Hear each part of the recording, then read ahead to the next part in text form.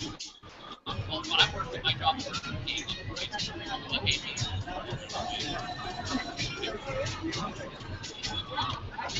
she going to drop the mic when she's done? All right. Good morning, good morning, good morning. I'm Matt. Good morning. Happy Friday. Woo! Okay. Welcome back. How many of you are here for a repeat attendance? Yay! That makes us happy. Welcome back. This is the 6th annual Oregon Summit featuring Google Apps for Education. We're really thrilled you're here with us. For many of you, this is a day off. And that, I don't know if that's sad or geeky or what that is, but, or awesome. We're thrilled that you're here with us. So I am going to try to keep my opening notes brief for you here so we can get right into the wonderful keynote by Laura. We're so happy she's here. She and Lisa drove up from Southern Oregon last night after volleyball practice. And yes, I am thrilled. So for those of you who are not attendees, we are an almost paper-free summit. And I say almost because if Corinne Richards is in the audience, she is going to tell you at me we have like 1,000 paper airplanes today. And Corinne's our green environmental guardian at these events. So that GoogleSummit.org, that's your source today for everything you need. We hope we have an easy-to-navigate session schedule for you. You want to make sure you're at the Hillsboro page. We have rooms, presenters, and then next to the presentation information, there's a link where you can find out more information about that person in session and any resources they have for you. I have some things today. First of all, a big round of applause for, hold it for just a second, Hillsboro School District, Hillsboro High, Hillsboro's Technology Department led by Don Wolf, and Hillsboro's site crew today. So a big round of applause for Hillsboro. Don, are you in right now? Oh, he's probably getting coffee. So if you see Don, he's tall, dark, and wearing a red shirt. There's Don, everybody. Thank you, Don.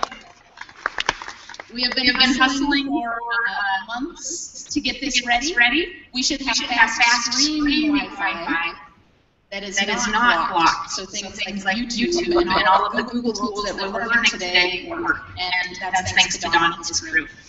In addition, Don has audio professionals here in the Pacific Northwest of Oregon. And Jeremy and his crew, if you'll just wave really quickly, they've given us this great stage, all of the audiovisual equipment. We're going to have a great session because of it.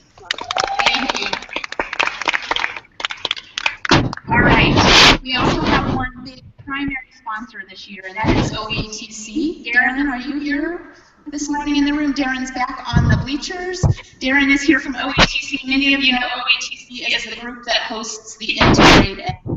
So we have IPDX coming up in February in Portland at the Sheraton, end of February. And Darren's here today to be our master of airplanes, and we appreciate him being here. He's also got a really great session in the morning talking about hands-on learning and building those kind of engaging activities with students. Yeah, so the bar is high, and Darren will reach it. Okay, next, and most importantly, our presenters. This is a free event. We're going to talk about that again in a minute. But our presenters, we don't pay them today. We pay them with a lovely T-shirt, and our thanks, our gratitude, our patience, and the love that we give them today. So let's start doing that by giving them a big round of applause. Yay! Again, this is time, skill, and dedication given freely, so make a friend with a presenter today. These are folks who know their stuff, and they're great resources for you as you continue to evolve in your Google Apps journey. Okay, the next piece we need to talk about is navigating school. This is an open campus. As Don says, it was really great thinking on someone's part that in the rainy part of Oregon, they would put kind of an open campus school. Here we are. As you head out this open gym door in the back, you'll notice that you're in a courtyard. And as you're kind of heading out the door, you're looking at a cafeteria where the coffee is. And if you continue down that path, there's a library building. And as you pass the library building, there are two buildings ahead of you. One has a line that says language arts, and one has a line that says social studies. Most of our sessions are in LA rooms, which is language arts. Nicely done. This is a smart group. Or they are in the SS rooms or the social studies wing. So, out this gym door, down that sidewalk gets you there. I've also linked to the map to the Hillsborough session page. So if you are a map person, there's a lovely map there. And you can navigate that way as well. Session size. We've talked about the sessions list. We've had a couple of family emergencies this week. One of our favorite presenters, who does our sheets on stage. His 96-year-old mother fell and broke 3 ribs. He landed in the Midwest yesterday and is unable to be with us. We may have some sessions that get a little bit larger in size because of a couple missing, actually there are 3 missing presenters. For both our session hosts and for you, if the session is really large, consider coming back down the hallway to the gym. There's also a large resource center in the language arts wing. Feel free to take that list 5 minutes to assess what you need. And if needed, the morning session, we'll try to repeat it in the afternoon if it's too long. Okay. I think we're on to just the last piece, and that is that for a number of years, this session has been a free event because we have had the backing of a contract from the Oregon Department of Education. And we had a training team that many of you got to know around the state, and they've done great work where we were able to actually do mileage reimbursements and host events like this with food, and that contract ended in June. We had still overwhelming demand for this event to the tune of 800 people pre-registering, an extra 1,000, 1,200, an extra 400 to get us up to 1,200 interested in being at the Global Summit today. And we are doing it today with the help of OETC, with the help of our presenters who are giving freely of their time. We are going to collect a lunch donation, as you saw in your note the other day. It is not required, but if this has been a valuable experience for you, especially for those of you who are repeat attendees, we welcome your $10 bill. If you want to give a $20, we won't stop you. If you have $1 and you want to give $1, we'll be glad for that too. And that will help offset the cost of food, and in addition, seed some money for next year. So we thank you kindly if you are able to donate. And then when we do the evaluation after this year's event, we'll have a couple of questions about next year and thinking ahead in terms of how we keep supporting and growing this. So, every year we look at the evaluations and we make a couple of tweaks based on them. And last year's big thing was, for those of you who were here, we had the presenters all come up and tell their sessions. That was one of Rachel's historically bad ideas. Because we had a bunch of presenters. We were all in one spot. So this year, we are going to jump straight into the keynote. My name is Rachel Winty Cheney. I'm CIO at High Desert ESD. I don't think I introduced myself first off. Laura and I have been working together for 6 or 7 years at least now. Laura Nickerson is a science teacher at Mazama High School in Southern Oregon. We are thrilled to have her with us today. She's going to tell us all about her teaching story, engaging students, and I'm really welcome and really glad to welcome her to the stage. Everyone, a round of applause for Laura Nickerson.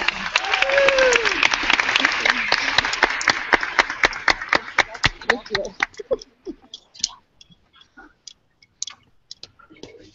Good morning.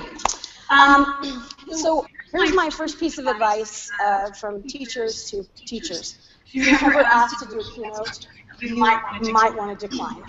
At first, you're like, yes, I got it. I'm so honored and thrilled. And then you sit down and try to find out what a good keynote is, and realize, like, holy smokes, this is way different than talking to my students, talking to a big group of people. You want to lift and change their lives. Like, I don't really have that much to say. So it was hard for me to share. I want to share that with you because my keynote here may not be what you're expecting at a tech conference, but I think it speaks to our core as teachers and what we want to do to make changes in the world for our students. We had this poll up here beforehand. I'll leave it up just for a second longer. I would really appreciate you taking a second and answering the poll everywhere question of what is good teaching. If you didn't get to it, it's not a big deal, but we're going to come back to it at the end. So, I really love Google. I tell my husband, if Google Calendar had asked me to marry it first, I might have accepted, because it pretty much does his job, most of the stuff. But every once in a while, Google will let you down. So what do I do? I'm getting ready to give a keynote. I don't know how to give a keynote. I'm going to Google it. So I Googled how to give an amazing keynote. I spent like an hour Googling keynote. I did not get a lot. So I'm going to post a page after this today on how to give a great keynote. The one thing that it said over and over and over is, give them lots of things to tweet about. I'm like, all right, I'll give you some tweets. I've got my Twitter account at the front page there, but I don't actually use Twitter that much. That's part of my speech here today too. So otherwise, Google is my dealer, Pinterest is my drug, I'm on TV, I'm on the computer all the time. I started teaching 16 years ago in Reedsport, Oregon, over on the coast at a middle school, teaching science and math, and it was right when technology was just starting to come into the classrooms. And the principal was so excited to tell me I would have a projection unit, a computer projection unit in my room. I was thrilled. I'm a first teacher, all that. And I come in, and it's kind of sits on me overhead. Did anybody ever teach with one of those kind of? Yeah, okay. It's not what I was expecting, but it was awesome. And I built my first web page using Microsoft Publisher. If anybody else is, that's how you started on the web. Okay. But since then, as I've grown as a teacher, my technology skills have grown. And I think you're here just because you have taken those steps to integrate technology into your classroom, or you're ready to take those steps. And that's what kind of gives us a group of common goals and coming through here. So, what is it about technology that makes good teaching? I think I've had my students make blogs and videos. And we've made apps and sold them on the App Store, and we type in this, and we do Apple, and we do Google, and we do Fire, and all these things. Okay, but I'm not so sure that technology is what makes good teaching. And I think when I was younger, I thought the two things were the same. The more I can tech up my classroom and just pimp it out with gadgets and things we can connect to the Wi-Fi, that is going to make my kids learn, and they're going to rock state tests, because that's what I really care about, right? We're just going to learn and do all kinds of things. But the longer I teach, I don't think that that's necessarily the case. Technology is a lot of things, but technology isn't everything. It makes my life a lot easier. Like I said, Google Calendar, I don't think I could literally live without Google Calendar. I use it every day in my classroom. I still got lots of gadgets. I make my students use it. I choose the right time, and we go through and apply it to lessons. But when you get right down to it, technology is not what makes me a good teacher. And technology is not going to solve any problems in my classroom that I couldn't take care of beforehand. And so really, I'm not sure it's as important as we want to make it be. And I did just say that at a tech conference. Okay? I don't think technology is the answer. It's dragging me off. But so what is the answer? Well, a couple years ago, I took a look at how I was using technology because I am working my butt off To teach these kids good tech skills at the same time, teaching biology, anatomy, and robotics. And the feedback from I'm getting from students, I try to do a lot of analysis of my assessments. I'm not seeing a lot of increase in memory content, which is really hard to do. And my motives and their motives for how they use the technology were not really syncing. Okay? There was a big gap in what I was accomplishing with all of my gadgets in class. So I took a step back, and I had kind of a realization. My son is, and he's really into superheroes, and his favorite is Batman. So he runs around with his cape and is naked sometimes. But you guys, if you have kids, you know how it is. So I'm doing superheroes, and I'm talking about it with my son. I'm like, why do you like Batman so much? I'm like, is it because of this Batmobile? That is a pretty cool car. Is it because he can fly? He's super strong. He has ninja bat stars he throws. And this is my son's answer. He's like, no, he's not Batman because of all those things. He's Batman because of the things he does. And I thought, right. Superheroes are not superheroes because they have the invisible jet, and they have super strength, and they have all these gadgets of technology at their use. They would still be super without all those things. Because a true superhero is about the choices that they make to affect other people and to make a change in the world.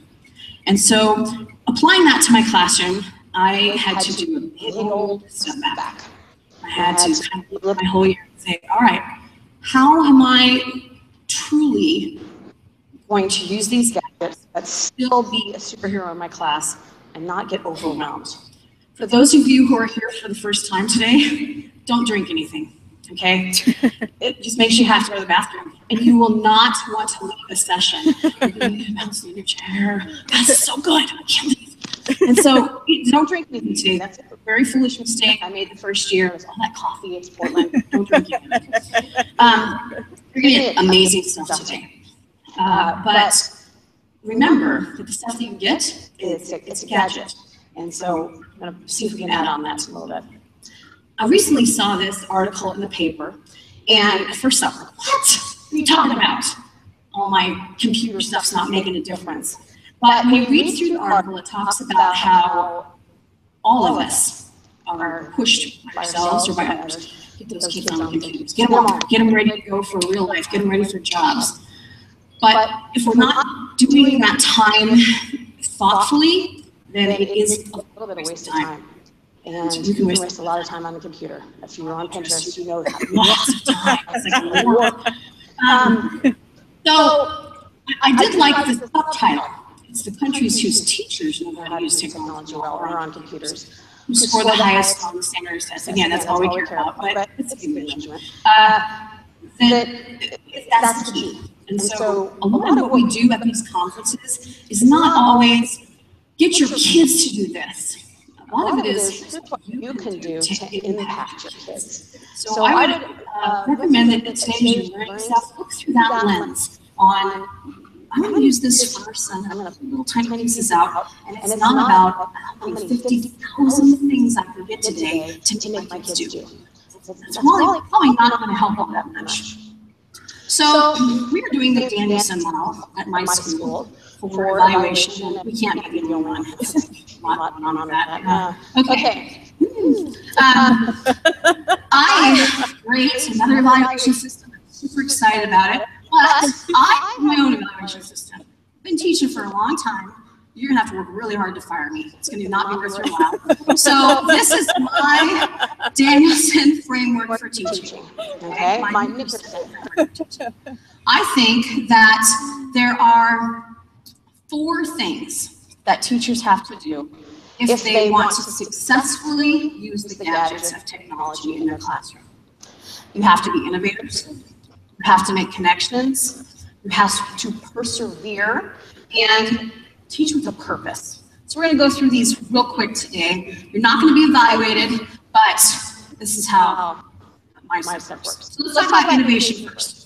This is the realization I came to a couple years ago. I'm making a list of how I'm going to be better with technology, not necessarily more with technology.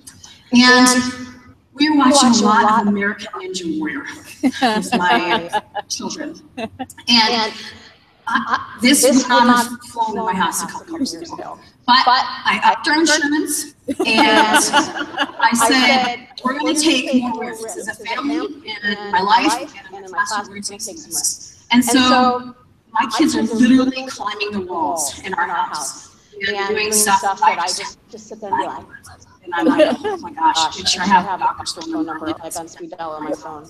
Got this quote, it's from a song, but a couple years ago I heard some conference, and I can't remember. Dylan said it, or it was Nate Guy, and a lot of the same conference. I can't remember who said it.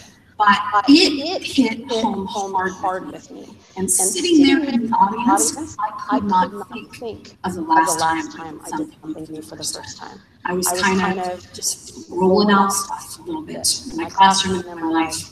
And so taking risks as a teacher is scary sometimes because we know we're going to be evaluated.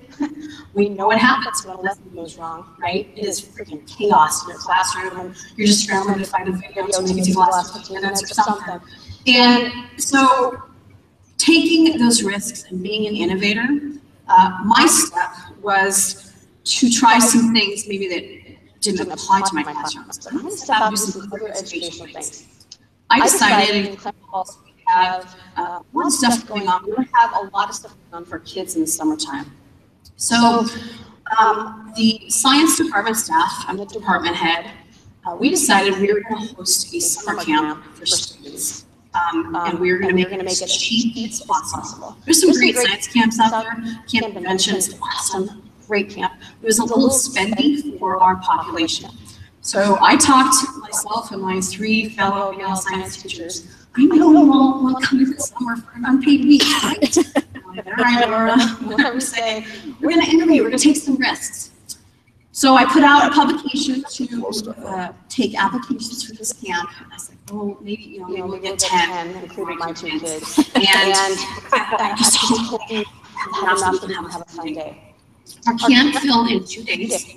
And yeah, it was scary a little bit. It was risky.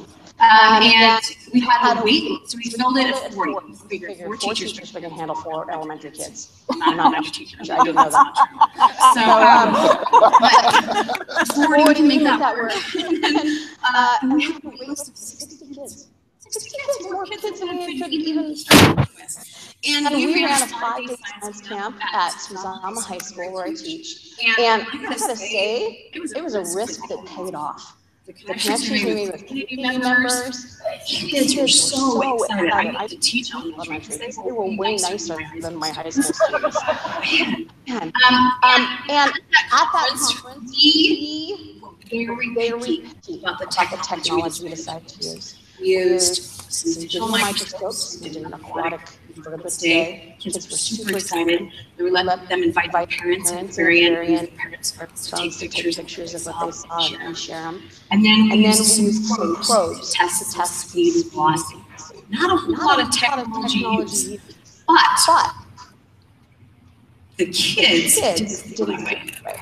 They thought those 2 things were amazing, and we're talking about it. We had them do a little video at the end of the year to record themselves that they liked about camp and stuff they wanted to see the next year. All of them mentioned those 2 things, which I thought was kind of crazy, and how much they really liked doing it. They were glad they got to build things with their hands and do things and experiment. We got to go outside and launch rockets. And overwhelmingly, that was the pull-aways from that week. We're going to do this next year. We're going to do 80. We're going to try to make this next year with sponsors.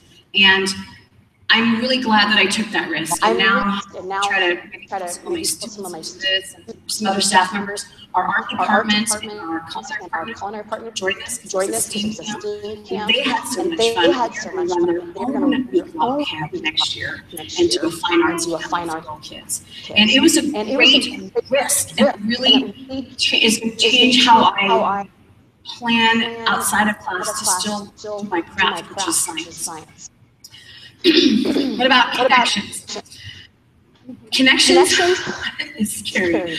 Sometimes I don't want other people in my class. How about you guys? You feel really comfortable with other students, and then another adult comes in and you're like, what the heck, get out of here. I can't work when you're in here. It's just different. And so bringing people into your classroom or trusting someone to take your students to do other things, it's scary. So again, if you don't know me, I'm really bossy. I call it leadership, and there's a difference, okay? So my three guys, guess what? I would like each of you to try to form a partnership with two of the commodities in our community. Just find two things you think you want to get a partnership with. So my partnership anatomy is with our College Oregon Tech and our local hospital, Sky Lakes. And so I called up there. Would you guys like to partner with us? Heck yeah, we do. Who doesn't want to partner with the school? That is good PR all the way. I put your camera, which webpage can we link to? Yeah, I do all that. So my other three guys, they found a partnership student pretty soon. We are like the school is partnered with. And our names showed up and stuff. I'm like, all right, check it. We're partner over here. We're partner over here. And they're calling, can we come in and guest?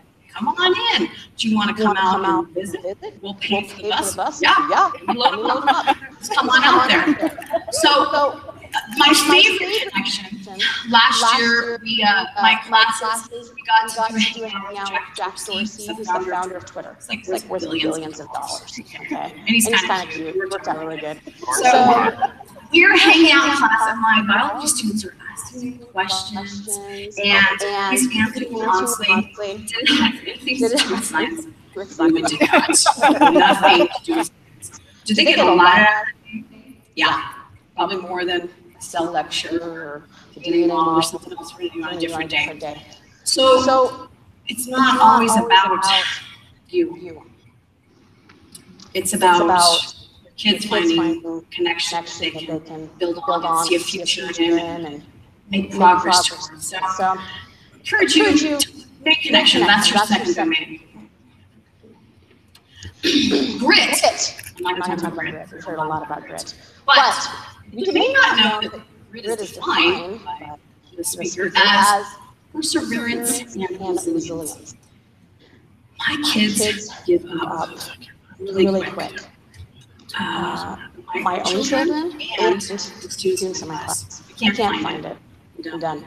I don't know the answer. IDK. I don't care that you don't know the answer. IDC. You gotta find an answer. Okay? So, like everything, I'm a coach, and I've had a lot of coaching courses, and a long time ago I realized you can't just expect kids to be leaders. You have to teach them how to be leaders.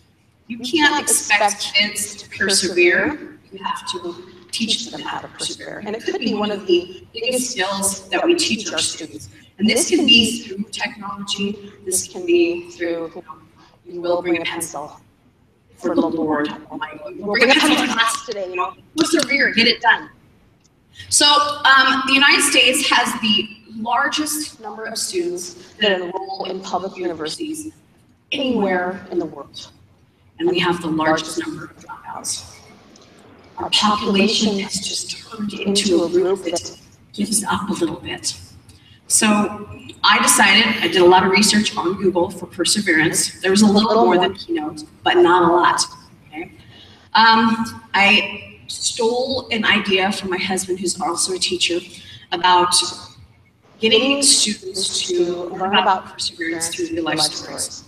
So I used to do the old school scientist report. No, that never happened. They were just like, oh, science report, this is terrible. And I'd hand out all the scientists, and they'd write the report that they half copied from Wikipedia, and then I'd fail them, and they would redo it, and just this endless loop. And so I changed it And now we do a video report, still integrating some tech, but the core of the report is, I don't want to hear about the scientists. That's not what it's about. I want to hear what was their goal and when they started out. What were the difficulties they faced? Because everybody has difficulties and setbacks. What were theirs? And then at the end, what was the payoff? Was it a Nobel Prize? Was it they died from their research? Okay, what was the payoff in the long run? That's what they're going to focus on. The goal, the difficulties, and the payoff. I've done this project for 2 years now. I've changed it. And we present in groups, and kids get asked questions. And it's been a way different experience than my old school scientist report. The students share how, when they hear about other people who struggled and persevered, they feel that they may get into. And we have kids whose life is tough in Klamath Falls. Okay, it's not going to get tough. It is tough, right? I'm sure you do as well. And so teaching those skills of perseverance through your lessons, whether it's a technology lesson or a science report, is a great skill to teach your kids. So I would encourage you to find methods, help them set goals, long-term goals, and how to reach them. And learn to persevere. Persevere to put more perseverance in your classroom. Okay? My last one is teach with purpose. Again, I said they will have to work really hard for me. I know all the passwords to all the stuff in our school, and I keep that list tight, so it's not going to happen. I've reached a point in my career, and I remember when I was younger, I was like, oh, that old fogey, they're just kind of grumpy. I'm not grumpy, but I'm to the point where I understand that there are educational paths now. I understand that that's will be different in a couple of years. I understand that we'll all have a new evaluation system in a couple of years. And it's not that I don't care about those things, but they are not to control me as a teacher. Okay? I'm going to teach with purpose, no matter what all those other things that they throw at me are. And my teaching stays a lot the same, because I think if we're in this room, we know what good teaching is. Okay, you know what your gut. I don't really have to see the 5, 4, 3, 2, 1 in domain 2 to know what a good teacher is. I can look at it and I go, that's good teaching, and that's not. Okay, so if you're going to teach with purpose, you have to have a plan for your students after they graduate. Klamath Falls has a really high free and reduced lunch. We have a really high unemployment rate, and we got a lot of mess. We got a lot of issues in town going on. But we also have, Mazama High School, I got a couple of Mazama teachers here today, a rocking staff. It is a rock star staff. We get stuff done. Okay? And we have a common purpose.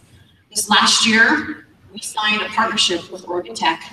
We were a little sneaky about it. We don't let the other schools know about it. It's just our deal. A little competition with other schools.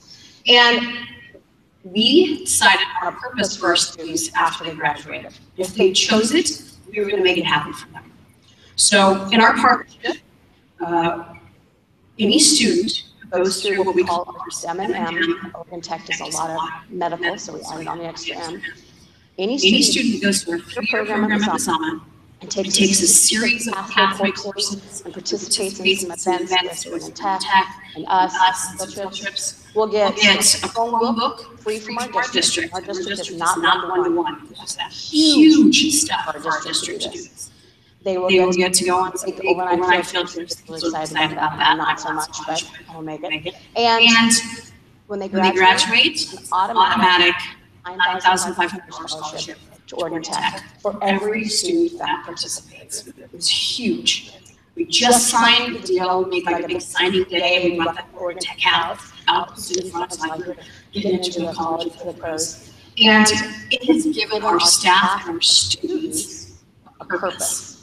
Okay, we've got that goal at the end. Now, with it came some great perks. Oregon Tech said, we're going to fund your system tech. Our district said, we're going to fund your system tech. We've got some new microscopes, we've got some new projection mounts, we've got everything else. But going back to the thing here, it's going to be about the teaching we do in this to give our kids a purpose at the end. Graduation can't need a purpose. That's like hopefully the start of something else. And I'll look beyond that. So what can you do in your classroom that teaches with a purpose? Doesn't teach the test, doesn't teach you domain or the newest trend. It teaches you with purpose. Here is where I'm going to get you student from here to here, way up here. And you're going to come along with me. Let's go. Teach with a purpose. So you guys answered the poll beforehand, and here's the results of your poll that you guys filled out. I appreciate that. Innovate, oh, big word. All right. There are not There a are lot not a lot of of tech words up here, I noticed. There's a lot of good teaching words up here. Perseverance, are you serious? It made a big word? Psychic. All right, that's awesome. Learning, future, standards is a little one. We're glad to see that. Readiness, reflecting, support, care, thriving. And this is good teaching. And once you have good teaching and you have a strong base, I got my classroom management under control, I got my lesson under control, I know the direction I'm going, I'm ready to take some risks and teach my kids how to persevere. Then adding the technology has purpose, and it has promise, and it will yield results. So get your base strong.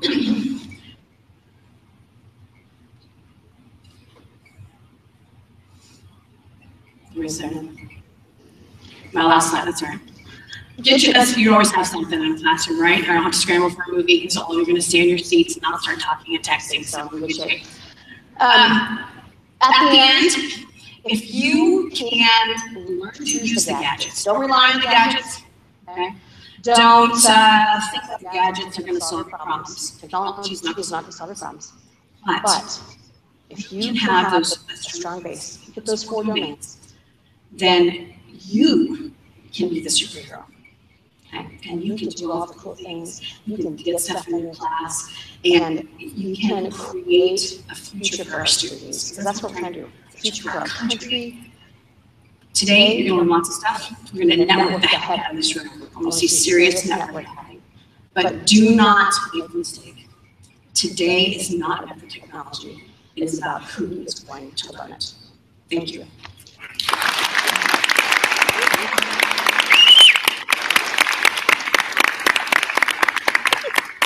Good enough.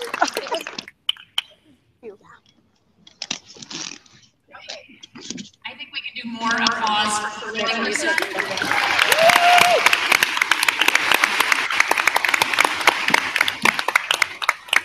Oh my gosh. So, how many of you here are teachers? How many of you here are veteran teachers? We don't say old anymore, we say experienced or veteran. For 9 years, is that count? How many of you are bossy at this point? Yeah. Okay. So I think Laura, I think yeah. So many. You did well with the tweets too. I know. And my favorite line, my favorite thought, and my favorite kind of tie into today is when Laura said today is really not about learning things to get your kids doing, right? Like have your kids do this. I don't know that you're going to hear a have your kids do this today, knowing our presenter group that we have. But you might hear some things like, ooh, with my students I do this, or you can do this with your kids. But I love that Laura said it's really about what we're doing as educators, whether that's teachers in a K-12 classroom, or office staff, technology staff, administrators, principals doing those dreaded Danielson evaluations and walkthroughs. It's what we're doing and the impact that has on our students. So Laura, thank you again. It was, yay! Okay, so, time check. 9:20. 9:20, look at us. We like to give lots of passing time and elbow room so you can network, as Laura asked us to do. We have our session list. Again, don't be intimidated if you're in a large session, especially for my presenters sitting in the room, to come back to this space, or the large space in the language arts area. And Dawn, we have an auditorium as well. Is it powered on? Okay, and auditorium. We'll be wandering to make sure everybody gets settled in. But I also encourage you, we have some Ask an Expert sessions, especially after lunch when it's kind of hard to sit in a session after you've eating lunch. And so we have some like outside activities. Paper airplanes are back after lunch. And we have door prizes for the paper airplane that flies the longest distance. And so use that time to find those birds of a feather, to find the teachers who are kind of doing what you're doing. And if it's that you have 2 or 3 people gathered together because you saw something cool over somebody's shoulder, that's what today's about. It's a little bit of fun, a little bit of in the camp spirit. If you have questions, find someone in a red t-shirt and we will try to help you answer them. We will generally keep a person kind of settled at this desk that you all checked in at, and we'll have folks wandering through that LA and SS section of the campus. And with that, again, on behalf of High Desert ESD, Hillsborough School District, Salem Kaiser School District, and OETC, have a great day at this year's Google Summit.